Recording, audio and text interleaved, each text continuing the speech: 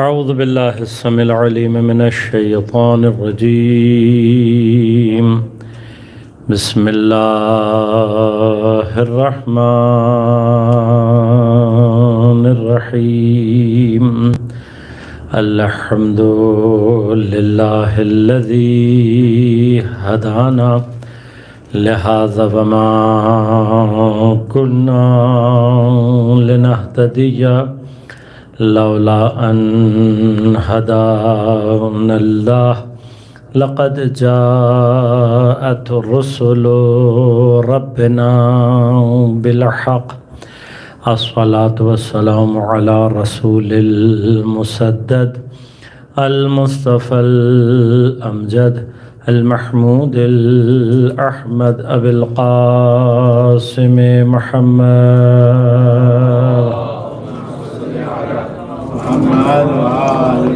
والصلاة والسلام على أسد الله الغالب غالب على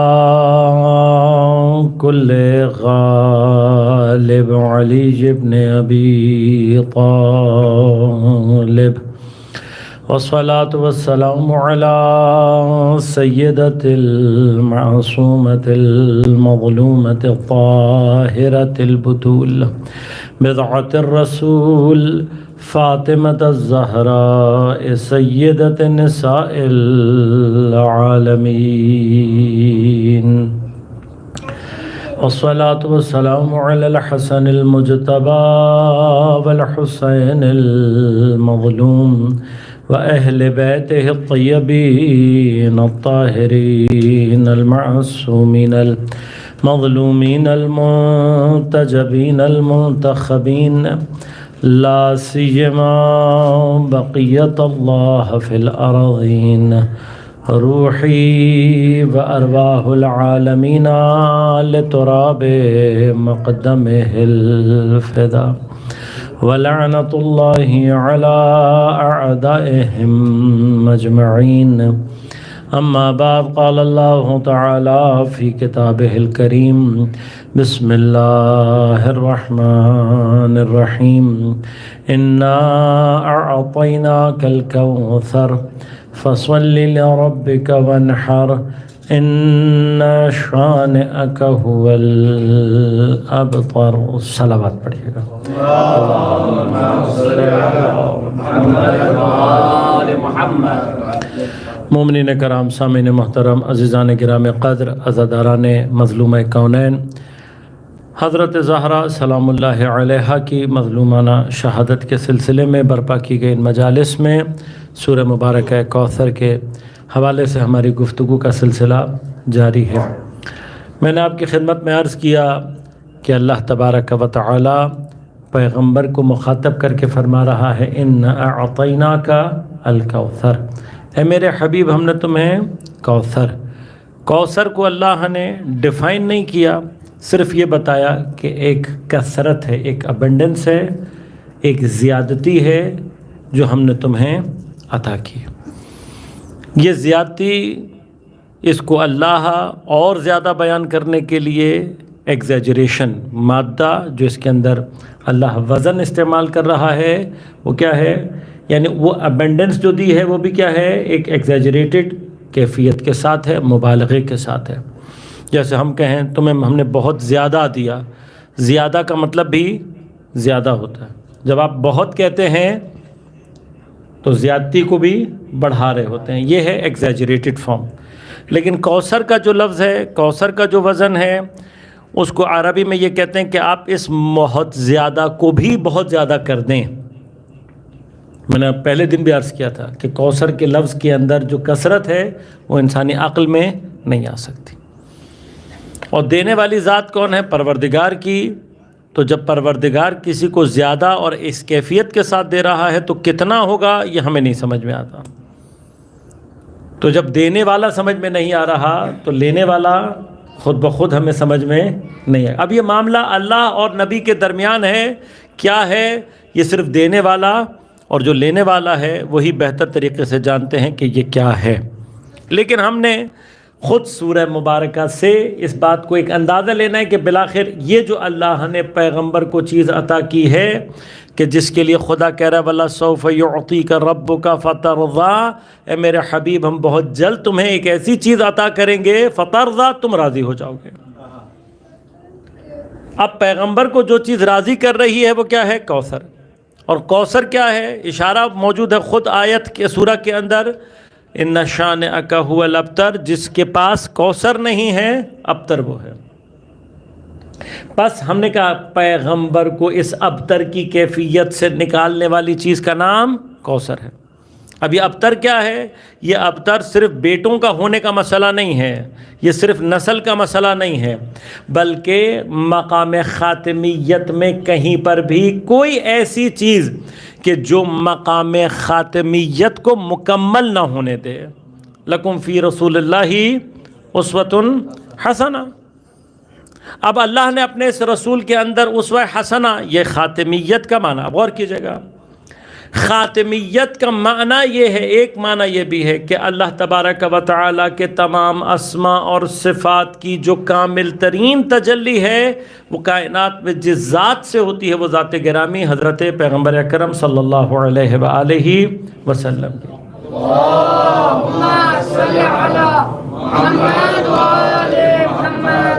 اب اس تمام تر تجلی میں پھر بھی ایک کچھ مقامات ایسے ہیں کہ جہاں پر آ کر کچھ چیزیں اپنے آپ کو اس دنیا کی عالم مادہ کی وجہ سے ظاہر نہیں ہونے دیتی، یعنی کچھ چیزیں ایسی ہیں کہ شاید جن کا تعلق پیغمبر کی ذات سے نہیں ہے، اس کا جو پرابلم ہے وہ کیا ہے؟ اس دنیا کا پرابلم ہے۔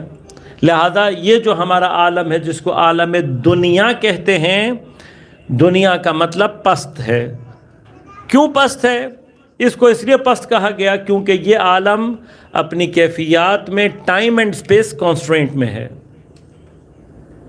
اگر آپ عالم مادہ سے فزیکل جو عالم ہے اس وقت، یہ جو مٹیریل عالم ہے، اس مٹیریل ورلڈ سے اگر آپ نکلیں نان مٹیریل ورلڈ کو کبھی آپ تصور کریں، مجھے نہیں پتا آپ نے کبھی ان چیزوں کو تصور کیا ہے یا نہیں، لیکن اگر آپ نان مٹیریل عالم کی طرف جائیں گے، نان مٹیریل جیسے ہی آپ کسی بھی چیز کو تصور کریں گے، اس کی سب سے بڑی خاصیت یہ ہوتی ہے کہ اس کے کانسٹرینٹس ختم ہو جاتے ہیں، کوئی کانسٹرینٹ نہیں ہے۔ لہذا اگر آپ اپنے علم کے بارے میں کبھی سوچیں تو آپ کے علم میں نہ وزن ہے، نہ وہ جگہ گھیرتا ہے، نہ اس کا کوئی والیوم ہے، نہ کوئی اس کا ویٹ ہے، نہ اس کی کوئی شکل ہے، کوئی ٹائم ہے۔ علم کے لیے آپ اپنے علم کے حساب سے ٹائم کو کہیں کنسیڈر کر سکتے ہیں؟ نہیں۔ علم کے لیے کوئی حد لگا سکتے ہیں؟ نہیں۔ جیسے ہی آپ مٹیریل عالم سے باہر نکلے اور نان مٹیریل کی طرف ذرا سا سوچیں گے تو آپ کو نظر آئے گا کہ یہ جتنے بھی کانسٹرینٹس ہیں ان کا تعلق کس سے ہے؟ مٹیریل ورلڈ سے۔ لہذا آپ جیسے ہی نان مٹیریل ورلڈ کی طرف جائیں گے، غیر مادی دنیا کی طرف جائیں گے، جو پہلی چیز انسان کو سمجھ میں آتی ہے وہ کیا ہے؟ ان تمام قید کا، ان تمام کانسٹرینٹس کا ختم ہو جانا۔ اب جو عالم دنیا پست ہے کیوں ہے؟ اس میں کانسٹرینٹس ہیں۔ اب انہی میں سے ایک کانسٹرینٹ یہ بھی ہے کہ اللہ جو کہ انسان کے لیے فرماتا ہے لَقَدْ خَلَقْنَا الْإِنسَانَ فِي أَحْسَنِ تقویم، ہم نے انسان کو بہترین بناوٹ پر۔ یہ اللہ تبارک و تعالیٰ کی بہترین ایسی بناوٹ ہے، یعنی اللہ نے ایسا انسان کو بنایا ہے کہ بنانے کے بعد کیا کہا؟ تبارک اللہ احسن الخالقین۔ کسی اور چیز کو بنا کر اللہ نے یہ نہیں کہا، انسان کو بنا کر کیا کہا؟ تبارک اللہ احسن الخالقین۔ اب من حیث الانسان، اگر ہم انسان کو اپنے ایک اس سے دیکھتے ہیں تو من حیث الانسان، انسان احسن کیوں ہے؟ فرمایا انسان احسن صرف اس لیے ہے کہ اللہ کے اسماء اور صفات کو انسان اپنے اندر سے جس طریقے سے ظاہر کر سکتا ہے کوئی اور مخلوق یہ صفات نہیں رکھتی۔ اب یہ چیز جو بات میں نے آپ سے کہی یہ تفصیل چاہتی ہے، لیکن تفصیل انشاءاللہ انسان شناسی کی بحث میں۔ انسان کے اندر یہ کوالٹی ہے کہ وہ کیا کر سکتا ہے؟ اپنے اندر سے وہ کمالات ظاہر کر سکتا ہے جو کوئی اور مخلوق نہیں کر سکتے۔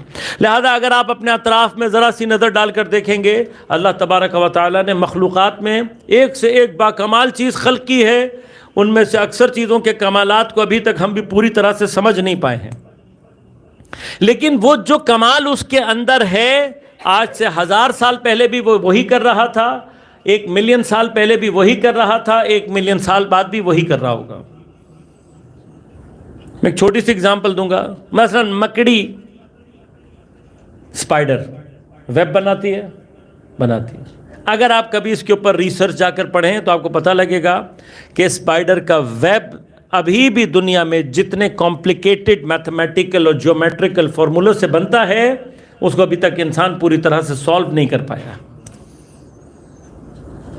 لیکن سوال یہ جو اسپائڈر ویب بنا رہی ہے، آج سے ملین سال پہلے بھی یہی بنا رہی تھی، ایسے ہی بنا رہی تھی، آج بھی ایسے ہی، اور ملین سال کے بعد بھی یہی بناتی رہے گی، کوئی نیا کام نہیں کر سکتی۔ انسان کیا ہے؟ انسان یہ ساری چیزیں سیکھ کر اس سے زیادہ بہتر بنانے کی قدرت اور طاقت رکھتا ہے۔ یہ صلاحیت اللہ نے انسان کے علاوہ کسی میں نہیں رکھی۔ اب یہ جو اللہ نے بہترین بنایا ہے اپنے اسماء اور صفات کو ظہور دینے کے لیے، لیکن اس کے ساتھ مشکل کیا ہے؟ مشکل یہ ہے کہ یہ ایک وقت میں ایک طرح کی صفات کو اپنے اندر سے ظہور دے سکتا ہے۔ عالم دنیا، عالم مادہ، مٹیریل ورلڈ کی جو مشکلات ہیں، جو کانسٹرینٹ ہیں، ان میں سے ایک کانسٹرینٹ کیا ہے کہ یہ ایک وقت میں 2 مختلف چیزوں کو اپنے اندر جمع نہیں کر سکتی۔ لہذا آپ جس لیول پر چلے جائیں گے، مادے سے، مٹیریل سے بنی ہوئی چیزوں کے اندر کم از کم بھی آپ کو پازیٹیو اور نیگیٹو چارجز ملیں گے۔ نہیں ہو سکتا کہ ایک چیز ایک ہی وقت میں پازیٹیو بھی ہو اور نیگیٹو بھی ہو، نہیں ہو سکتا۔ یہ کانسٹرینٹس ہیں۔ اب اس کانسٹرینٹ کے نتیجے میں مشکل کیا پیش آتی ہے؟ اللہ نے انسان تو بہترین بنایا ہے، لیکن انسان یہ نہیں کر سکتا کہ خدا کی جلالی صفت کو بھی اپنے اندر سے ظاہر کرے اور جمالی صفت کو بھی اپنے اندر سے ظاہر کرے۔ ایک وقت میں یا جلال ظاہر کر سکتا ہے یا جمال۔ لہذا غور کیجئے گا، اللہ تبارک و تعالیٰ نے انسان کو انسان ہونے کی حیثیت سے باکمال کیا ہے، لیکن ہوتا کیا ہے؟ اس باکمال انسان میں سے جس کے اندر سے اللہ نے جلال کو ظاہر کرنا ہوتا ہے وہ مرد بنتا ہے، اور جس میں سے اللہ نے اپنے جمال کو ظاہر کرنا ہوتا ہے وہ خاتون بن کر سامنے آتی ہے۔ اب یہ نہیں ہو سکتا، یہ مخلوق کے اندر صلاحیت نہیں ہے، اور وہ بھی مخلوق کے جو عالم مادہ سے تعلق رکھتی ہو، اس کے اندر یہ پراپرٹی، یہ صفت نہیں پائی جاتی کہ وہ ایک ہی وقت میں جلال کو بھی ظاہر کر سکے اور جمال کو بھی ظاہر کر سکے۔ لہذا ایک نقطے کی طرف لے کر جاؤں گا، اس میں میں بہت ساری تفاصیل کو چھوڑ کر جا رہا ہوں، لیکن اگر آپ میرے اس نقطے کو سمجھ گئے ہیں تھوڑی سی دیر کے لیے تو ایک مقام تک آج آپ کو لے کر جاؤں گا، گرچہ یہ میرا موضوع نہیں تھا لیکن میں نکل آیا ہوں اس طرف۔ اگر اللہ تبارک و تعالی، غور کیجئے گا، مرد میں سے، یعنی جو مرد کیسے بنتا ہے؟ انسان کو اللہ نے انسان بنایا ہے، لیکن اس انسان سے اگر اللہ چاہتا ہے کہ میرے جلال کی صفات ظہور کریں تو مرد بن جاتا ہے، اور اگر جمال کو چاہے تو پھر کیا بنتی ہے؟ خاتون۔ لہذا یاد رکھیے گا، اگر جمال اپنے کمال پر پہنچے تو نبی یا امام بنتا ہے، اور اگر جمال اپنے کمال پر پہنچے تو سیدۃ النساء بنتی ہے۔ یہ جو ڈفرنسیشن ہے، یہ کیسے ہے کہ جمال، اگر جمال ہو، جمالی کیفیات اپنے آپ کو ایکسٹریم لیول پر لے جائیں تو پھر جو خاتون بنتی ہے وہ کیا کہلاتی ہے؟ سیدۃ النساء۔ اور اگر جلال اپنے کمال پر پہنچے تو معصوم بنے گا، نبی یا امام۔ لہذا غور کیجئے گا، ایک نقطہ جو آپ کی خدمت میں یہاں پہ عرض کرنا چاہوں گا۔ روایت میں آیا ہے، فرمایا ما بنی فی الاسلام بناء احب الی اللہ تعالی من الازدواج۔ پیغمبر نے فرمایا کہ اللہ کو کوئی بنا، کوئی فاؤنڈیشن اسلام میں نکاح، ازدواج، شادی، اس سے زیادہ محبوب نہیں ہے۔ شادی، یہ جو نکاح ہوتا ہے، مرد اور عورت آپس میں ایک تعلق پیدا کرتے ہیں، اس تعلق کی وجہ سے جو گھر کی فاؤنڈیشن اور بنا وجود میں آتی ہے، اس فاؤنڈیشن کو کیا کہا جا رہا ہے؟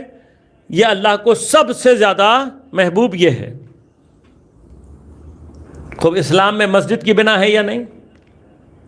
مسجد کی بنا ہے، امام بارگاہ کی بنا، کسی اور فلاحی ادارہ، اسکول، یتیم خانہ، جہاد، یہ ساری بنائیں ہیں، یعنی یہ ساری فاؤنڈیشنز ہو سکتی ہیں، سب ہو سکتی ہیں، لیکن ان تمام فاؤنڈیشنز میں پیغمبر کیا فرما رہے ہیں؟ اللہ کو سب سے زیادہ کیا پسند ہے؟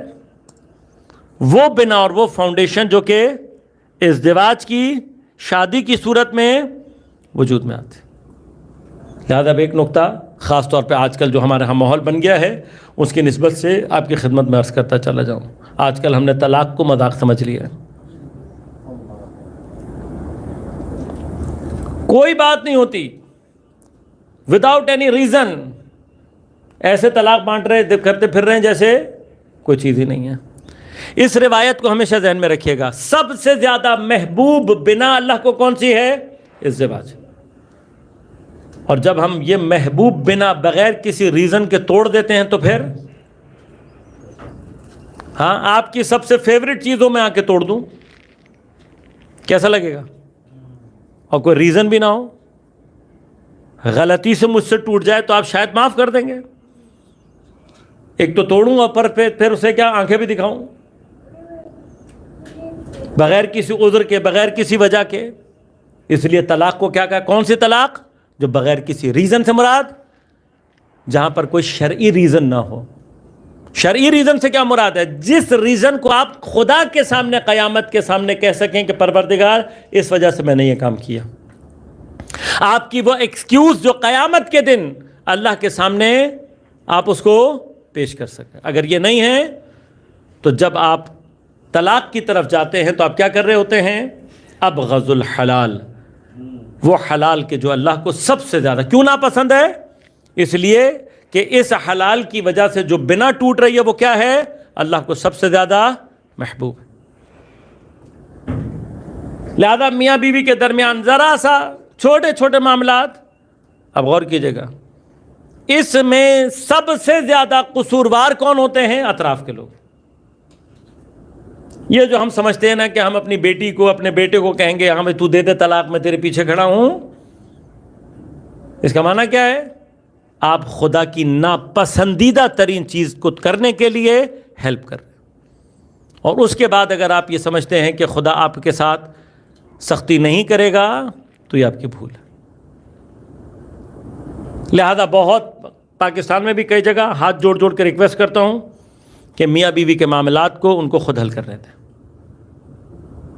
آپ کو پڑھنے کی ضرورت نہیں. آپ کا بھائی ہے، آپ کی بہن ہے، آپ کی بیٹی ہے، آپ کا بیٹا ہے، ڈونٹ انٹرفیئر. آپ کا کوئی کام نہیں ہے. اگر کوئی کام کر سکتے ہیں تو ان کے درمیان میں صلح صفائی کرانے والا کام کریں. نیگیٹو کام کرنے کا مطلب یہ ہے جیسے کہ سود کے بارے میں، ربا کے بارے میں آیت کیا کہتی ہے؟ اللہ اور اس کے رسول سے دشمنی کرنا ہے. اب کوئی شخص ربا کا کام کرے، سود کا کاروبار کرے اور اس کے بعد یہ چاہے کہ اللہ تعالیٰ اسے کچھ نہ کہے، نہیں ہو سکتا. لہذا ربا اور سود خوفناک چیز ہے. سود کے بارے میں فرمایا 1 درہم ربا کا بدتر ہے اپنے محارم سے 70 مرتبہ زنا کرنے سے. محارم یعنی اپنے ہی ماں، بہن، بیٹی. اس سے زیادہ برا ہے. اور ہم کیا کرتے ہیں اپنی زندگیوں میں؟ عام طور پر توجہ نہیں دیتے. ہم کہتے ہیں کیا ہوتا ہے؟ یہی حال ہمارا. اب غور کیجئے گا، اللہ کو سب سے زیادہ پسند ہے. کیوں؟ غور کیجئے گا. اس میں جو مرحلہ وہ یہ ہے، چونکہ اللہ نے مرد کو اپنی صفت جلالیہ کا مظہر بنایا ہے، خاتون کو صفت جمالیہ کا مظہر بنایا ہے. یہ ازدواج کیا کرتا ہے؟ یہی انسان کہ جو عالم مادہ کی کانسٹرینٹس اور مجبوریوں کی وجہ سے اللہ کے تمام اسماء کو اکیلا اپنی ذات سے ظاہر نہیں کر سکتا، جب یہ مرد اور عورت ازدواج کے ذریعے سے ملتے ہیں اور یہ آپس میں ان کا ایک تعلق ایجاد ہوتا ہے تو ایک مرتبہ ایک چھت کے نیچے دوبارہ اللہ کی صفت جمال اور جلال اسی کے ذریعے سے یونائٹ ہو رہی ہوتی ہیں. اب بس ایک مرحلہ کہ اگر یہ صفت جمال اپنے کمال پر ہو اور صفت جلال بھی اپنے کمال پر ہو، یعنی وہ مرد کے جس سے اللہ کی صفت جمال اپنے تمام معنی کے ساتھ ظاہر ہو رہی ہو، اور خواتین میں وہ خاتون ہو کہ جس سے صفات جمالیہ اپنی تمام تر کمال کے ظاہر ہو رہا ہو، اس کے ساتھ ظاہر ہو رہا ہو، یہ ایک چھت کائنات میں اگر کبھی بنی ہے کہ جس کے نیچے وہ ایک ازدواج کہ جس میں آ کر اللہ کی تمام تر صفات جمالیہ، تمام تر صفات جلالیہ کے ساتھ ازدواج کے ذریعے سے اگر کہیں ملی ہیں تو وہ ازدواج حضرت زہرا اور علی علیہ الصلوۃ والسلام کا ازدواج ہے۔ یہ وہ جگہ ہے کہ جہاں پر اللہ کے صفات جمالیہ کا بحر آ کر ملتا ہے صفات جمالیہ سے۔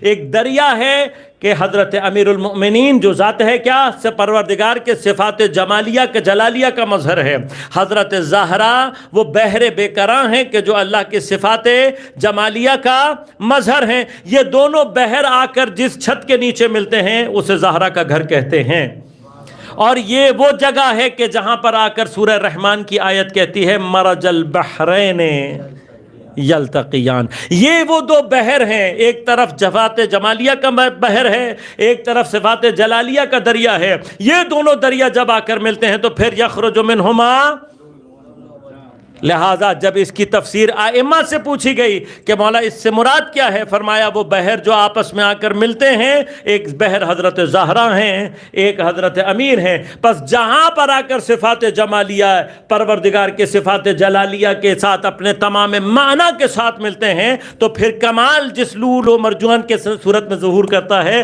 وہ حسنین علیہ الصلوۃ والسلام کی ذات مبارک ہے۔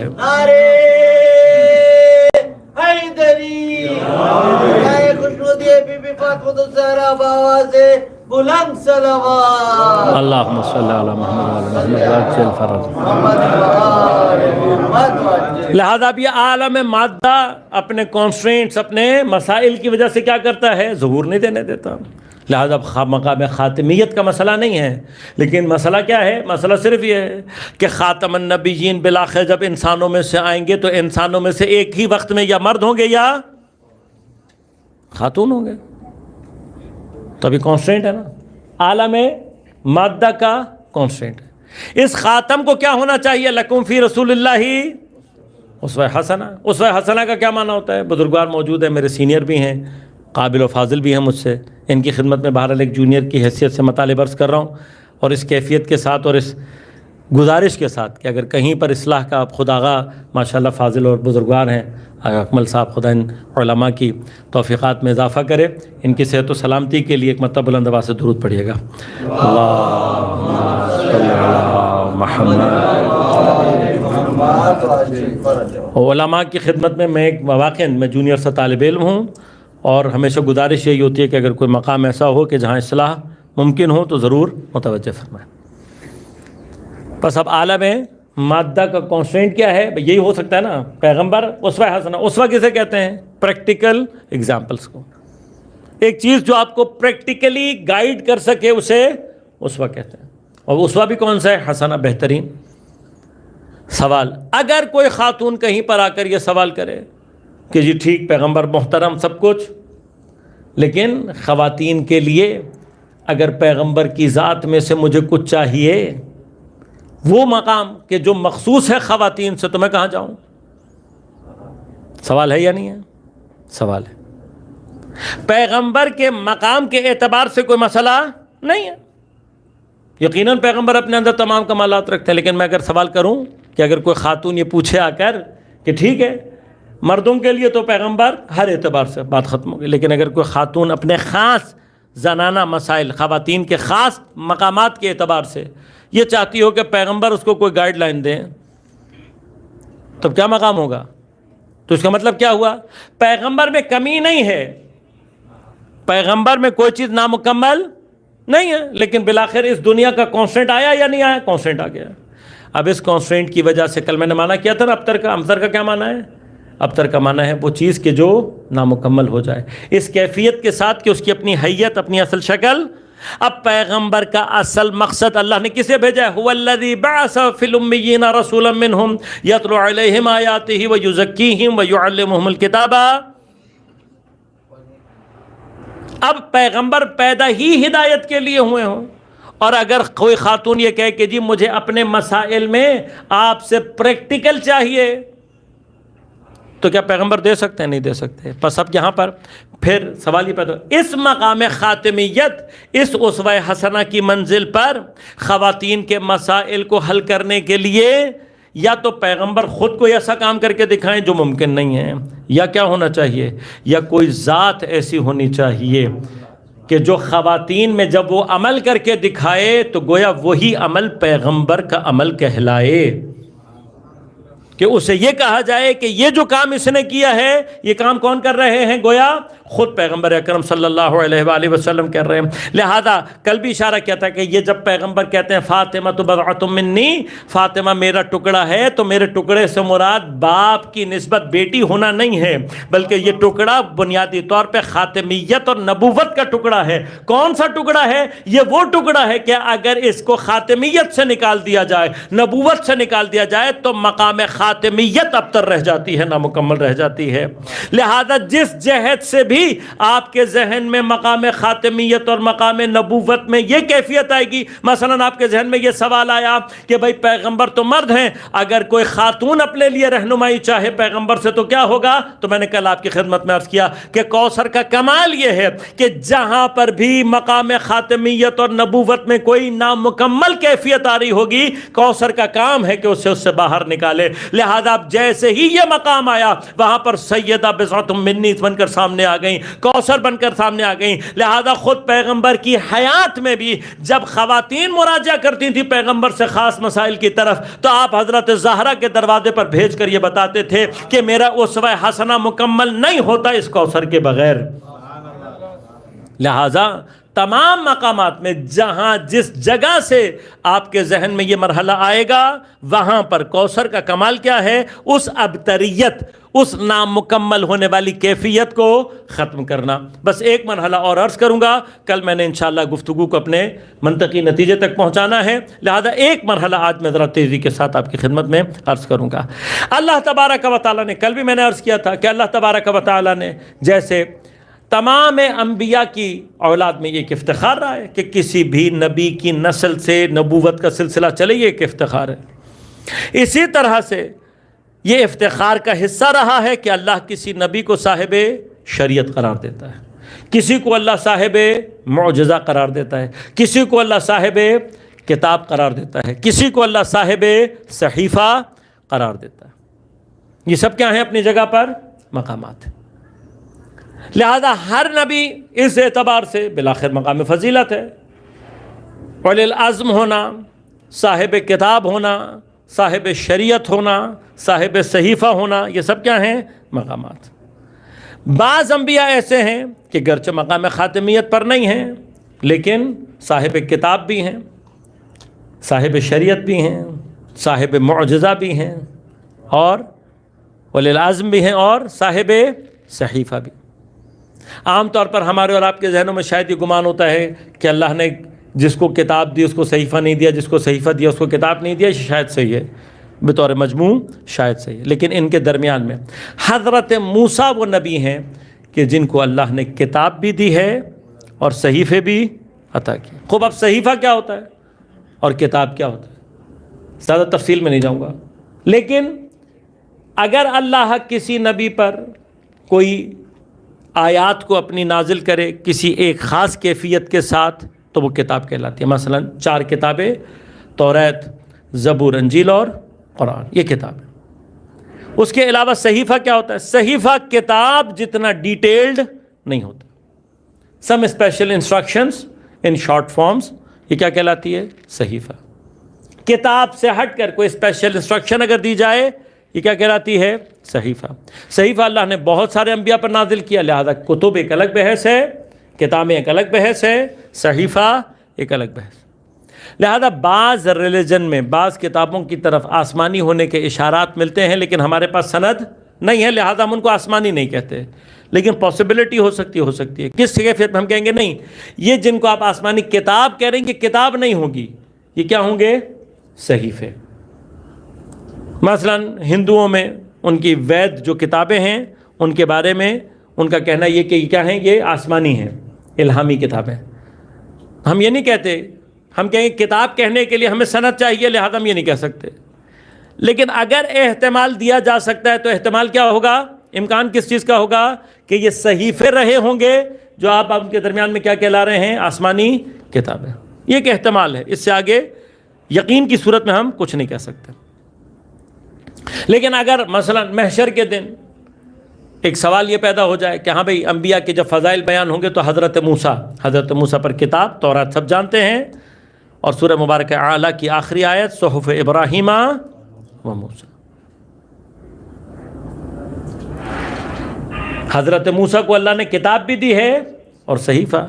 اب اگر قیامت کے دن فضائل کی یہ کیفیت ہو تو پیغمبر کے پاس شریعت بھی ہے، معجزات بھی ہیں، اولی العزم بھی ہیں، خاتمیت کا مقام بھی ہے، کتاب بھی موجود. لیکن اگر ایک اعتبار سے بات کی جائے تو صحیفہ نہیں. کل میں نے آپ کی خدمت میں اشارہ کیا تھا کہ جیسے مقام خاتمیت کو باقی رکھنے کے لیے ضروری تھا کہ پیغمبر کی اپنی نسل سے پیغمبر کا کوئی بیٹا نہ ہو، لہذا اللہ نے بیٹے دے کر واپس لے لیے.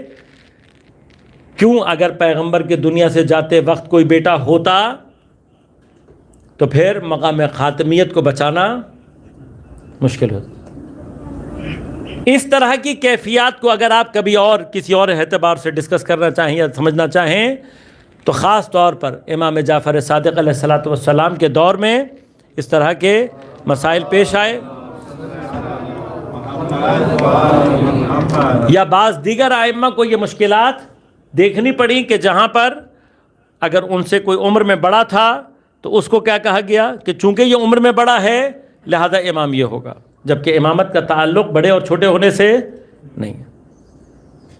لہذا خود امامت کے راستے میں بھی اس طرح کی مسائل پیش آئے ہیں. اب چونکہ مقام خاتمیت کے لیے ضروری تھا لہذا اللہ نے بیٹے نہیں دیے، تو میں نے کل عرض کیا تھا بیٹے کون دے گی؟ کوثر. لیکن اگر اب کوئی کہے کہ جی بہت سارے انبیاء حضرت موسیٰ کہ صاحب کتاب بھی اور صاحب صحیفہ بھی، کئی انبیاء کو اللہ نے صحیفے عطا کیے، پیغمبر کو صحیفے عطا کیے یا نہیں؟ تو اب جیسے خاتمیت کے مقام کو محفوظ رکھنے کے لیے بیٹے نہیں دیے اللہ نے پیغمبر کو، اسی طرح سے قرآن کو محفوظ رکھنے کے لیے اللہ نے کوئی اور صحیفہ پیغمبر پر نازل. اگر پیغمبر پر صحیفے بھی آتے اور قرآن بھی آتا تو خود قرآن کی حفاظت مشکل ہو جاتی، پھر ہم قرآن کو بچا نہیں سکتے تھے، مکس ہو جاتا. لہذا ضروری تھا کہ قرآن کیا رہے، ضروری تھا کہ قرآن صحیفوں کے بغیر رہے. لیکن اب اگر قرآن کتاب تو آ گئی اور صحیفہ نہیں آیا تو سورہ مبارکہ کوثر کیا کہہ رہی ہے؟ سورہ مبارکہ کوثر یہ کہہ رہی ہے کہ اگر یہ مقام بھی آپ کو لگتا ہے کہ پیغمبر میں کوئی کمی کا باعث بن سکتا ہے تو صحیفہ کون لا کر دے گا؟ کوثر کا کام ہے. اس جگہ کو بھی پورا کون کرے گا؟ کوثر. لہذا اس کیفیت کو کیسے پورا کیا کوثر نے کہ یہاں پیغمبر اکرم صلی اللہ علیہ وآلہ وسلم کی شہادت واقع ہوتی ہے، اور جناب سیدہ پیغمبر کی جدائی، یہ کبھی موقع رہا تو انشاءاللہ تفصیل سے عرض کروں گا آپ کی خدمت میں کہ یہ جو حضرت کی پیغمبر کی شہادت اور وفات کا اثر سیدہ نے سب سے زیادہ لیا ہے، اس کی وجوہات جیسے پیغمبر سیدہ سے اپنے لیے انرجی لیتے ہیں، اسی طرح سے سیدہ کی اٹیچمنٹ ہے پیغمبر کے ساتھ. لہذا یہ سورس ہے، یہ یوں سمجھ لیجئے کہ ایک ہی جسم کے دو حصے ہیں کہ جن میں سے اگر ایک چلا جائے تو دوسرا تکلیف میں آ جاتا ہے.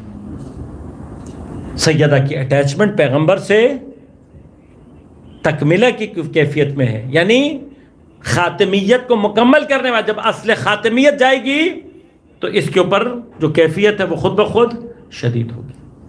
لہذا سیدہ اس بات کو، اس کیفیت کو بشدت محسوس کر رہی تھیں، اور اس کیفیت کو دور کرنے کے لیے ہمارے پر روایات موجود ہیں کہ اللہ تبارک و تعالی نے ایک فرشتے کو، جو بعض روایات میں حضرت جبرائیل ہیں، بعض روایات کے مطابق روح ہیں، کہ جن کو اللہ نے بھیجا، اور اس 75 یا 95 دن کے درمیان انہوں نے حضرت زہرا سے گفتگو کی ہے. اس گفتگو کو حضرت امیر نے اپنے پاس لکھا ہے، اور جب اس کو لکھا ہے تو وہ چیز جو پیغمبر پر نہیں آئی لیکن پیغمبر سے جدا نہیں ہے، وہ کیا ہے؟ وہ صحیفہ فاطمیہ کہلاتا ہے. صحیفہ فاطمیہ، قرآن میں کوئی اضافہ نہیں ہے۔ لیکن اگر صحیفہ فاطمیہ کو سمجھنا ہو تو یوں سمجھ لیجئے گا کہ قرآن کی تفصیل، احکام کی تفصیل صحیفہ فاطمیہ۔ لیکن خود قرآن کو محفوظ رکھنے کے لیے اس صحیفہ فاطمیہ کو ائمہ نے کبھی ظاہر نہیں کیا، اور یہ صحیفہ آج بھی حضرت امام زمان کے پاس موجود ہے۔ اس صحیفے کو حضرت انشاءاللہ اپنے ظہور کے بعد ظاہر کریں گے۔ لیکن اگر صحیفے کے اعتبار سے بھی پیغمبر میں کسی کمی کا امکان ہو سکتا ہے تو اس کمی کو دور کرنے والی ذات کوثر، لہذا مکمل خاتمیت ہے۔ یقین کریں سیدہ پیغمبر کے جانے کے غم سے ہی جس جگہ پہنچ گئی تھیں، امت کو زیادہ زحمت کی ضرورت نہیں تھی، لیکن جو بغض پیغمبر کی نسبت بھی دل میں ہے وہ سیدہ کے دروازے پر باہر آیا۔ جو بغض حضرت امیر کی نسبت دلوں میں ہے وہ پیغمبر کے بعد سیدہ کے دروازے پر باہر آیا۔ لہذا اپنے تئیں پوری کوشش کی ہے کہ سیدہ کو اس اذیت میں رکھیں کہ پھر سیدہ بابا کو تڑپ تڑپ کر یاد کرتے کرتے بالآخر دنیا سے چلی گئی۔ تاریخ کہتی ہے کہ جب جناب ام ایمن یا جناب اسماء نے حسنین کو بتایا کہ سیدہ اب دنیا میں نہیں رہیں تو شہزادوں کی کیفیت عجیب تھی۔ لیکن شہزادے جانتے ہیں کہ ہماری ماں وصیت کر گئی ہے کہ میرے اوپر ظلم کرنے والوں کو میری شہادت کی خبر نہ دی جائے اور میرے جنازے میں شریک نہ ہونے دیا جائے۔ لہذا اب شہزادوں کے لیے بھی مشکل وقت ہے۔ حضرت امیر مسجد میں ہیں۔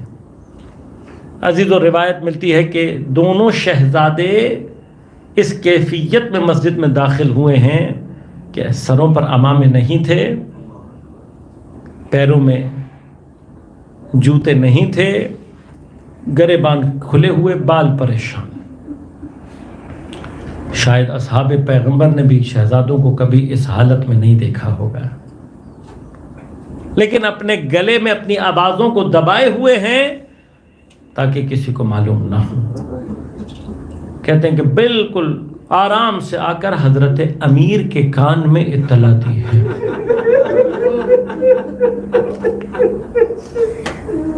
راوی کہتے ہیں کہ حضرت کے چہرے کا رنگ متغیر ہو گیا۔ بعض روایات میں لکھا کہ صرف اس خبر نے حضرت امیر کے چہرے کو زرد کر دیا تھا۔ بعض روایات نے لکھا ہے حضرت امیر زہرا کی شہادت کی خبر سن کر اپنی کمر پکڑ کر کھڑے ہوئے ہیں، گویا حضرت زہرا کی شہادت کی خبر نے فاتح خیبر کی کمر کو توڑ دیا تھا۔ میں کہوں گا آج امام حسین مسجد النبوی میں ویسے کھڑے ہو رہے ہیں جیسا عباس کی شہادت کے بعد حسین کھڑے ہوئے تھے کمر تھام کر۔ بعض تاریخوں نے لکھا کہ حضرت امیر ایک مرتبہ کھڑے ہوئے ہیں لیکن ایک مرتبہ غش کھا کر زمین پر گرے ہیں۔ اصحاب نے آگے بڑھ کر سہارا دیا ہے۔ راوی نے لکھے ہیں یہ الفاظ کہ زہرا کی شہادت کی خبر سن کے علی جب گھر کی طرف گئے ہیں تو آج پہلی مرتبہ علی کی حالت یہ تھی، علی قدم کہیں رکھنا چاہتے تھے، پڑھتے کہیں اور تھے۔ خدا جانے حضرت امیر کی طاقت کا وہ ستون ٹوٹ چکا تھا جس پر ابھی حضرت امیر حضرت نبی کے فقدان کی کیفیت کو برداشت، حضرت کی جدائی کو برداشت نہ کر پائے تھے جب زہرا کی جدائی کی خبر ملی ہے، لہذا حضرت امیر لڑکھڑاتے ہوئے گھر تک پہنچے ہیں۔ عزیز و تاریخ کہتی ہے جناب سیدہ وصیت کر کے گئی تھیں، یا علی مجھے رات کو غسل دینا، یا علی مجھے رات میں کفن دینا، یا علی مجھے رات کی تاریکی میں کفن دینا۔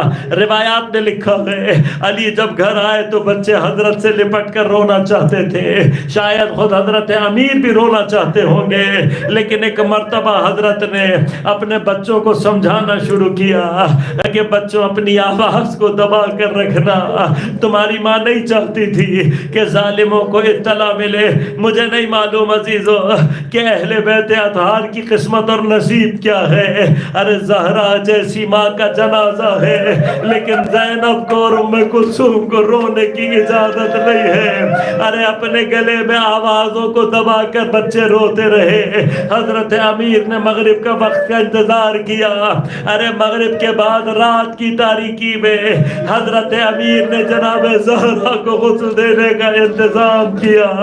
روایت کے مطابق جناب اسماء حضرت کی مدد کے لیے تشریف لے کر آئی ہے۔ ارے رات کی تاریکی میں کائنات کا امیر جناب سیدہ کو غسل دے رہا ہے، لیکن روایت کہتی ہے ایک مقام وہ آیا جب غسل دیتے دیتے حضرت امیر دھاڑے مار مار کر رونے لگے۔ جناب اسماء نے سوال کر کے کیا مولا آپ بچوں کو منع کر رہے تھے، آپ خود دھاڑے مار مار کر رو رہے ہیں۔ فرمایا بڑی صابرات شہزادی، ارے کتنے زخم ایسے ہیں جو علی کو معلوم ہی نہ ہونے دیے۔ بس عزیزو امام نے غسل و کفن کو مکمل کیا، آخری مرحلہ ہے زہرا کی اپنے بچوں سے جدائی کا مرحلہ ہے۔ ایک مرتبہ جنازے کو تیار کرنے کے بعد علی نے چہرہ اطہر کو کھولا تاکہ بچے آ کر زہرا کا دیدار کرے۔ راوی کہتے ہیں جیسے ہی بچوں نے ماں کو کفن میں لپٹا ہوا دیکھا، ایک مرتبہ دوڑ کر سیدہ سے لپٹ گئے۔ راوی کہتے ہیں بس جیسے ہی امام حسین نے رونا شروع کیا، وہاں سیدہ کی آنکھوں سے بھی اشک جاری ہو گئے۔ اور ایک وقت وہ آیا جب سیدہ کے بندے کفن ٹوٹے، سیدہ نے اپنے بچوں کو سینے سے لگا لیا، وہاں عاطف کی آواز آئی یا علی اپنے بچوں کو سیدہ سے دور کرو۔ فرشتوں میں نالا و فریاد کی کیفیت ہے۔ بس عزیزو چشم تصور سے دیکھتا ہوں علی جیسے رؤوف باپ نے کتنی محبت سے بچوں کو جدا کیا ہوگا، ارے کتنی نوازش سے زینب ام کلثوم کو جدا کیا ہوگا، کتنا پیار کر کے حسنین کو جدا کیا ہوگا۔ میں کہوں گا یا علی کاش 11 محرم کی صبح آپ کربلا تشریف لائے، ایک مرتبہ دیکھے ارے 4 سالہ بچی بے سر پہ در کے لاش سے لپٹ کر رونا چاہتی ہے، کوئی سکینہ کو تازیانے مار رہا ہے، کوئی تماچے مار کر جدا کر رہا ہے۔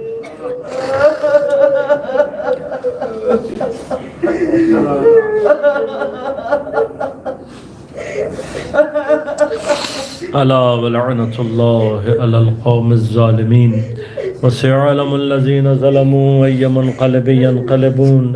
بار الہ بحق زہرا و ابیہا و بعلہا و بنیہا، ہماری عبادت کو اپنی بارگاہ میں قبول منظور فرما۔ بحق زہرا و ابیہا و بعلہا و بنیہا، منتقم زہرا، منتقم کربلا، منتقم اسیران کربلا، منتقم شہداء، امام زمان کے ظہور میں تعجیل فرما۔ بار الہ حضرت کے ظہور کے ذریعے سے دنیا سے ظلم اور استبداد کا خاتمہ فرما، عدل و عدالت کو قائم فرما۔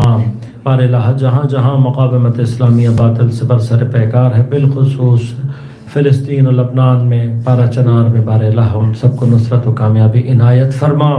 دین دشمن، اہل بیت دشمن قوتوں کو، بالخصوص امریکہ، اسرائیل، انگلستان اور دیگر مقامات پر جو شیعہ دشمن قوتیں ہیں ان کو نیست و نابود فرما۔ بار الہ بحق زہرا و ابیہا و بعلہا و بنیہا، تمام علماء مراج اعظام کی حفاظت فرما، تمام مؤمنین کو اپنے حفظ و امان میں رکھ، پریشانیوں کو دور فرما، مشکلات کو آسان فرما، بیماروں کو صحت کامل عاجل عنایت فرما، ہمارے مرحومین کی مغفرت فرما۔ بار الہ بالخصوص پارا چنار میں کل جو بے دردی کے ساتھ 100 سے زیادہ افراد کو شہید کیا، بار الہ ان کے لواحقین کو صبر عنایت فرما، اور اتنی بے دردی سے قتل کرنے والی جتنے بھی افراد ہیں بار الہ ان کو نیست و نابود فرما، ان کی نسلوں کو نیست و نابود فرما، اور وہ تمام کی تمام قوتیں کہ جو تماشا بن کر دیکھ رہی تھیں بار الہ ان کو اسی طرح سے نیست و نابود فرما۔ بار الہ بحق زہرا و ابیہا و بعلہا و بنیہا، ہم سب کو توفیق عنایت فرما کہ حضرت صاحب الزمان کے اعوان و انصار میں شمار ہو سکیں۔ ربنا تقبل منا انک انت السمیع العلیم برحمتک یا ارحم الراحمین۔